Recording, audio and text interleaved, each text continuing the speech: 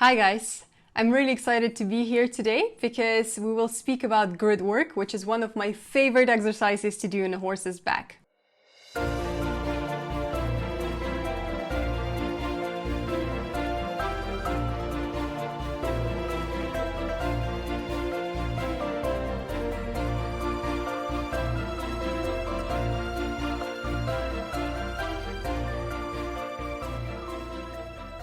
Okay guys, I just wanted to come in for a little bit of a disclaimer.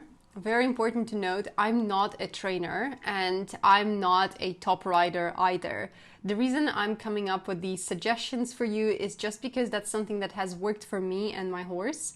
And I'm also in the field of education, so that's why I'm adding some of the bits of the learning patterns and how to set your horse up for success. So that's where my knowledge comes from. But please, please, please use these exercises at your own discretion. As I mentioned, I'm not a trainer, and you should always speak with your trainer or with the trusted professional of your choice to adjust your training routine for your horse. All right? Now, with that out of the way, let's get started. All right, let's actually dive into the advantages of the grids for both the horse and the rider, because there are quite a few. And number one is that it's a definite confidence boost. So for me, I've definitely seen it with Coconut that, before he might be afraid of certain types of jumps, but after doing it at the end of the grid, he'll be totally happy of going over them in the regular course, which is always great. Number two is it definitely helps you build strength because it's a very gymnastic and kind of physically requiring exercise. So it helps the horse build propulsive muscles, abdomen muscles, as well as the chest muscles, because they have to use their shoulders well, they have to use themselves, they have to tuck up their tummy to get over the jump, especially in case of bounces. And this is absolutely fantastic for them to be using later on as they're jumping the course in competition, for example. And also accuracy. This is very important with the grids because they help you build accuracy about approaching the jump in a straight way and taking off exactly where you need the horse to take off. And you're solidifying these behaviors in the horse. You're teaching them to do that with the grids. Also, with the way the grids are built, it encourages the horses to have a great shape over jump and to have a good bascule, so which is that kind of an arc that they are making out of their bodies as they're getting over the jump, which is very important, and the right technique of the jump. Again, you can use the grids to introduce the new obstacles, kind of building on that confidence theme. So for example, if you want to try out a new filler or try out a Swedish oxer or any kind of a new type of a jump, it's a very good idea to first introduce it at the end of the grid when the horse is already in the good rhythm, when you have all of that straightness and all of that impulse.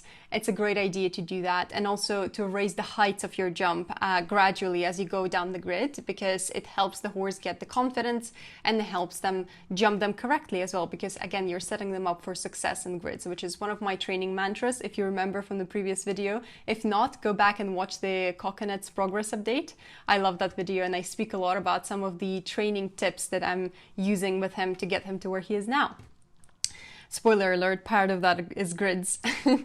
And of course, grids, as I already mentioned, it helps you improve rhythm, suppleness, and straightness, because they are designed in a way for the horse to kind of tackle it in a very straight way. And it also helps you understand which side of the horse is better. So for example, if the horse is stronger on the left or on the right, you'd be able to see it going down to the grid on the left rein and then on the right rein. So that's a great exercise for you to also understand what to work on in the future. Also, it encourages a more symmetrical takeoff, which is very important. So the horse essentially is using themselves better over the grids because they are encouraged to take off from both feet. They're approaching the jump at a very straight angle and they're able to use themselves much better, which encourages them to build the muscles evenly and again, use themselves better as they're jumping the course later on. And lastly, it allows your horse to tuck up his knees very nicely over the jump, especially if you're using very high V poles over a jump, which I find is a great idea to do if you're trying to teach a good jumping technique. And that's a lot of benefits for the horses. You see why I love grids so much? But then it has a few benefits for the rider as well, which I love in particular, because first of all, it allows you to focus on yourself. Because essentially, as you get your horse in a good rhythm, the horse does the job for you and they jump just the grid around without a lot of input from you, really. And so you're just basically getting in the rhythm and making sure that you're staying on correctly. And that's very important for your equitation, for your position and posture over the jump, and developing a very balanced and following seat as well. It also allows you to feel your horse better, because you can, again, it goes hand in hand with developing a more stable and secure seat on your horse. It kind of allows you to understand how the horse is using himself or herself to get over a jump. And that allows you to understand that better and be more in sync with your horse, which is very, very important when going around and jumping a course. It also is kind of allowing for both you and the horse to practice greater coordination. So again, goes hand in hand with the seat and the balance and rhythm that you're developing together. It's a great exercise for that. And lastly, which I think is very important, it's basically is a safe exercise for you to do anything really, any kind of a jump, because the distances are already measured out. So you don't need to worry about that, and your horse doesn't need to worry about the distances. You just need to remember them and maintain them throughout the grid, which is very helpful for you, again, and your horse. So yeah, as you can see, grids present a variety of great advantages for both the horse and the rider. And now let's actually go and look for the types of grids that I use, and then I also will go in a couple of rules that I have in mind when setting up the grids and going over them. One important note that I forgot to add is that I'll add a lot of great resources in the description box for you to check out. FEI has fantastic resources on grids. Then we have another very nice website that we're using for, kind of the cheat sheet on different grids. And of course, you can use this video as well, because we'll be presenting you with several designs of the grids that you can try out for yourself at home. All right, let's start with this very simple first one. This is us just starting to kind of get over grids and going over 3 simple bounces. So it's just bounce, bounce, bounce with cross poles. And this is a very good exercise for them to use themselves a lot better. Again, encouraging that symmetrical takeoff and getting that good bascule over jump. And it also allows them to use their shoulders a lot better. They have to be very much forward and using their hind end a lot better to push, and their shoulders to kind of propel forward. So that's a fantastic exercise. I love bounces. I try to incorporate them into the grids as much as possible, or doing just a few in a row is great for them as well. Now, this is a more interesting grid. So it starts off with a ground pole, then it goes into a small jump, and then a couple of ground poles, and then again a small jump, and then 2 more ground poles, and then a jump at the end. So this is a very, very good grid for horses that are rushing at the jump, because you're encouraging a very consistent speed and very consistent length of the canter as well. Now, you can make it more difficult by changing the height of the jump. So right now with that kind of grid, I wouldn't do it as low, because it just encourages him to speed right through it, because for him right now that's a raised canter pole, not really a jump. So I will raise them to, his normal jumping height at about 80-90. And I would go over them in a much more controlled way than what I'm showing here, because this is just me starting out with grids and I'm still not very, very sure what I'm doing. So just bear that in mind, and make sure to adjust everything for your horse. And I'll go into the rules of setting up the grids and starting with grids for your own horse as well. But just bear that in mind, that you always need to make sure that the grids are adjusted to whatever you are doing with your horse at the moment, to how your horse likes to jump, because you want to encourage them to basically have a safe and fun exercise.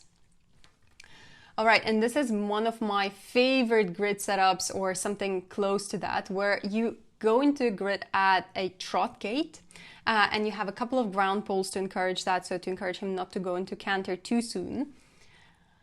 And then you go into 2 bounces, and then 2 ground poles, and then an oxer. He goes and he's doing pretty well, but he's a little bit tied up in his legs, which is fine. That's what the grids are for figuring out the distances. And that was actually our mistake of constructing the grid not perfectly suited to his stride. because especially if you're starting out, you want to make sure that the strides are adjusted to your horse. So yeah, this is a very good exercise for confidence. It's a great confidence grid because it gets them in a good rhythm, and it kind of allows them to make sure that they jump the final jump at the end, which was basically one of our main goals, to get them comfortable jumping oxers.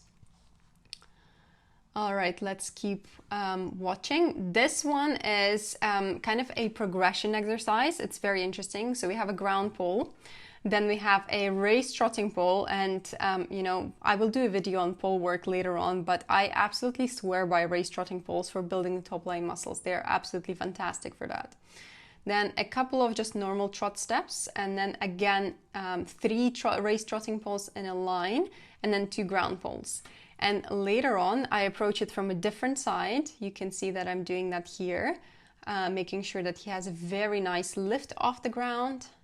And then I'm turning at an angle, so it's a dog leg, and turning at an angle into another raised trotting pole. So I'm encouraging him to stay somewhat straight and tackle it as the raised trotting pole.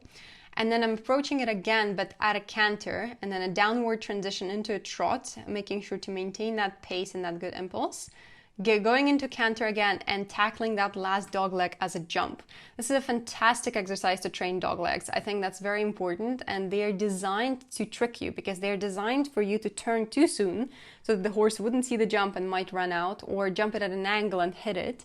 And the idea here is to continue being straight for as long as possible, and then turn quite sharply as soon as possible when you're able to see the jump right before you, and then tackle it as straight as possible. So that exercise is absolutely great for that. As you can see, we're keeping the height quite minimal because it's quite technical and a lot of transitions downward and upward. So it was quite challenging, but definitely I think that's improved our coordination and rideability quite a lot.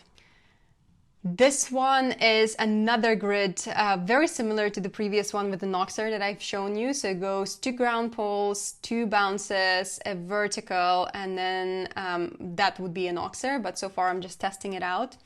Very important note is to always test out your grids as you build them, and we always do that with my husband. So he sets up the grid for me, and then I jump it with a couple of jumps in there, probably just a few bounces at first and then no vertical, so we're just testing out the distances. And then he'll put up the vertical for me, I'll jump that as you would have seen just now, and then I will do the whole thing with a Noxer, and we'll make sure that the distances are adjusted to coconut and he's comfortable jumping that. Because at this point we were still not challenging him with the different distances within the grid, which you can do if your horse is very advanced, but at that point that was more of a confidence boosting grid and kind of encouraging him to take a right shape over the jump as well. So this is what we're doing, and you'll see in this one we're approaching it again from trot, so 2 ground poles, 2 bounces, 1 stride to a vertical, 1, 2, 3 strides to an Noxer, and him enjoying it quite a lot. And then 1 more time, so this is the 3rd time we're doing this grid. Again, 2 strides, bounces, vertical, and then a Noxer. Brilliant. So this is a very good example of how his performance has improved after we are going over the grid a few times. So bear in mind, you don't want to overdo it as well with grids because they're quite tough physically and mentally on them. So I just do it a couple of times, I would say 3, maybe 4 times tops. And then I'm just making sure of perfecting it time after time, and then maybe changing the height just a little bit as I go along. But yes, you do want to repeat them a few times because they are kind of a muscle building exercise. But at the same time, you want to keep in mind that the greener your horse, the less repetitions you might want to take. So set them up for success. That's always a very important point in my book. All right, this is a very good example of us not checking the distances for coconut. This was the grid that was already set up for us, and we kind of came into the arena and we said, well, lovely, the grid is already set up, let us tackle it. So that was not a great idea. So we have a ground pole and then a 90 vertical, and then supposedly a 1 stride to another jump with 1 ground pole to another vertical, which was supposed to be later converted to an Noxer. Couple ground poles to another vertical, and then 1 more ground pole to another vertical. So bless his soul, Coconut is jumping out of his skin and trying very hard for me.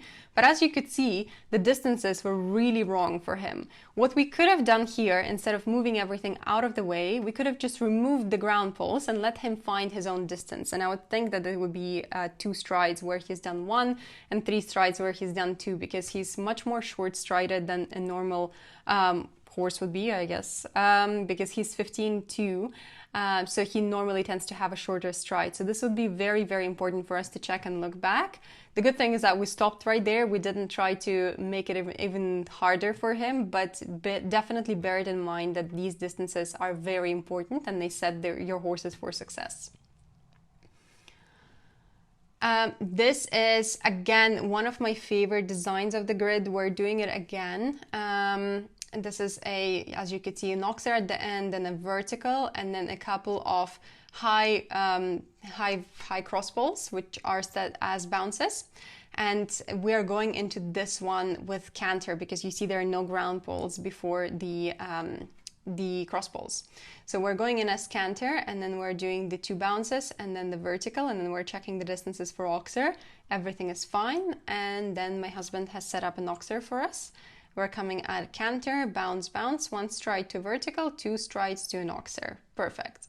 And that's what you want. You want the distances to be measured out for them, and you want them to feel confident and happy to jump it. So this was, again, to kind of build his strength and ensure that he's comfortable with oxers, which I think we have achieved in this one. Oh, and this is my absolute favorite grid that we've done to date. It's very, very technical, as you could see. So it has 3 bounces, and they are set at a longer distance. So now bear in mind that this is already after Coconut's done several grids. Some of them we haven't filmed and haven't shown you here, but he's very experienced and he's very happy with doing grids. It's one of his favorite exercises, actually. So bear in mind that we could already at this point introduce that level of difficulty. So these bounces are set, I think, about 4 human strides apart, which is, a bit higher number of the strides than he would usually take between bounces. I think normally we set about 3 human strides, and this is 4. So he needs to really push himself and stretch out and really propel himself with his hindquarters and really use his shoulders to kind of reach forward and over the jump and have a really good rhythm.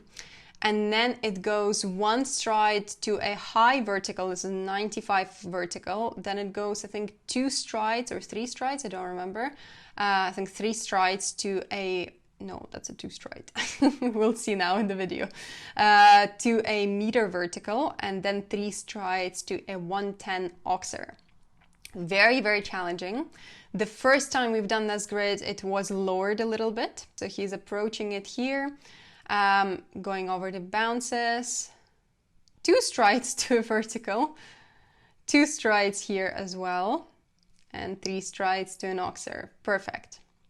But I think as we raised the jumps, he will do a 1 stride to a first vertical. Let's see. 1, 2, 3. 1 stride to a vertical, 2 strides to a second vertical, and 3 strides to an oxer. Perfect. He's done it really well. This was, I loved that day. This was fantastic because he's just taken me there. And he's done it all by himself. He was measuring out the distances. It was very challenging. The distance to a first vertical, that 1 stride distance, was a larger stride than his normal one. As you could see, he fit 2 strides before when it was a lower jump, but when he's seen that, when he has seen that it was a higher jump, he has fit in only 1, and that's a great testament to the fact that he's already quite confident and happy to do grids. Don't try that with the horses who are a bit greener and you're just starting to introduce them to the grids. But yeah, I was very thrilled with him that day. It was fantastic, and at the end he tackled the 110 oxer fantastically, and that was the idea of, doing this grid, to give him confidence and make him happy going over it. So he definitely felt on top of the world. And now I just want to kind of go back and discuss a couple of rules with you that I've mentioned throughout this video quite a few times, but I want to kind of summarize everything. If you are thinking of setting up some of the grids that we discussed today, you should definitely bear some of these rules in mind. First of all, as I've already mentioned, all distances have to be adjusted to your horse. This is a golden rule. You don't want your horse to feel, uncomfortable going into this exercise. You want it to be laid out for them so they don't make any mistakes, at least from the beginning, for sure. Especially if you're starting out, you should start your grid to make sure your horse is comfortable with these distances, as I mentioned.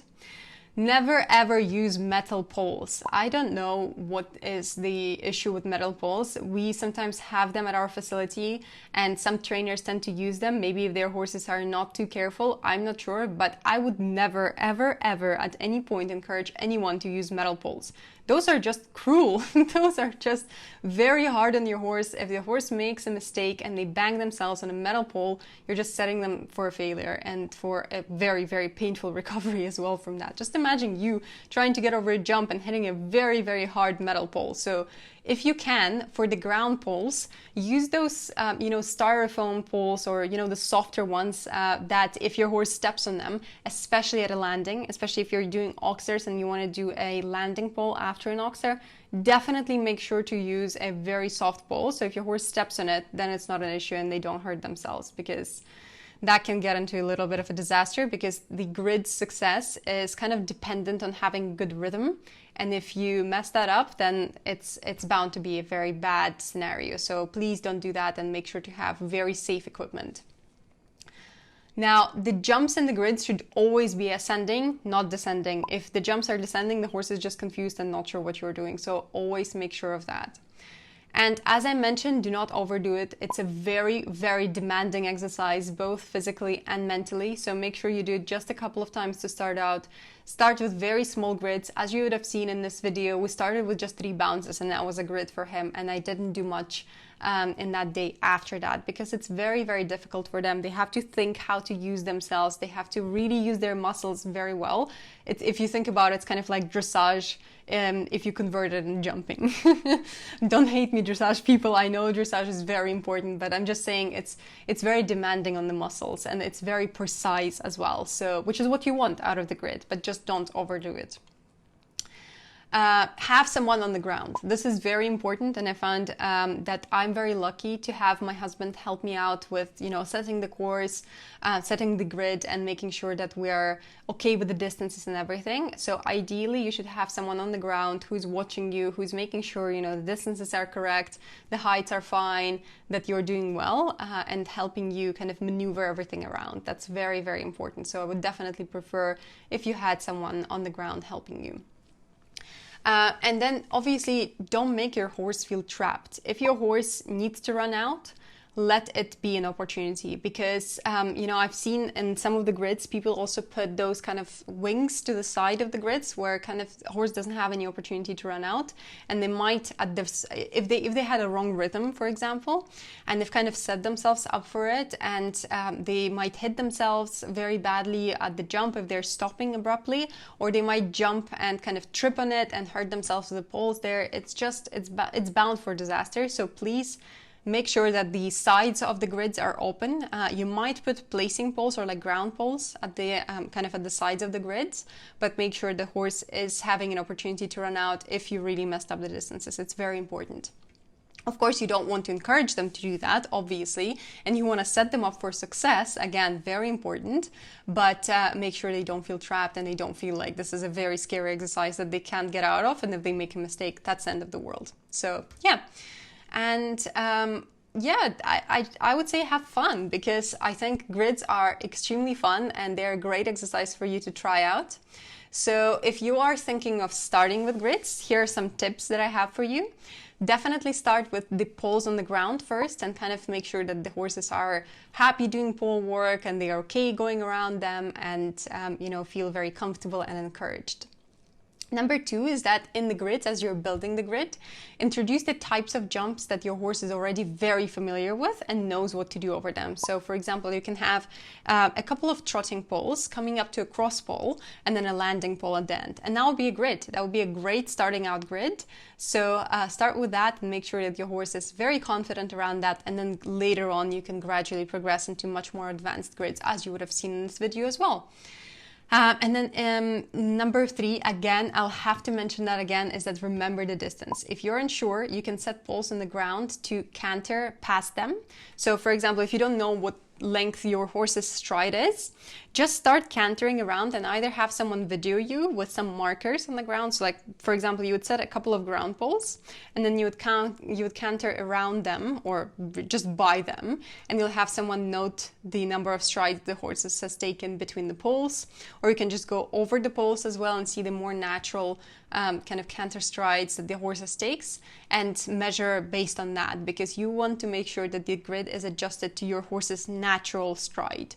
You don't want to assume, because I know some people say normally horse's stride is 4 human steps, but for coconut it's actually 3 on the right rein. On the left rein it's less. So it really depends on your horse, and you need to make sure to set it up to have them succeed in it.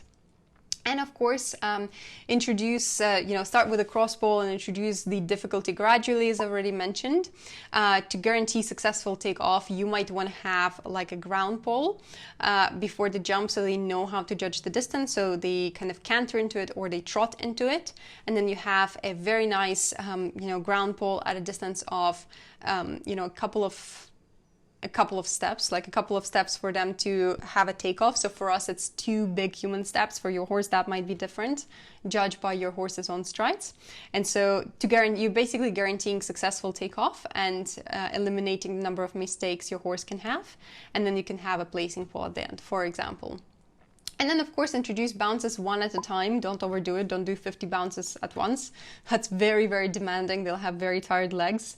And reward a lot, of course. Reward a lot. Always have some carrots or some munchies or whatever your horse prefers to reward a lot, and pat and say how great they are for doing something that's very, very difficult for them. So yeah, that would be the end of the video. Thank you very much for staying through this one with me and watching it. I really appreciate your time, and definitely stay tuned for more content and more educational content and more fun content. We have a lot in store for you, and I'll be excited to see you all around. And leave a comment if you enjoyed this video, and definitely like it so that I know that you enjoy this type of nerdy content that I personally really like. And I'll see you all in my next video. Thank you very much.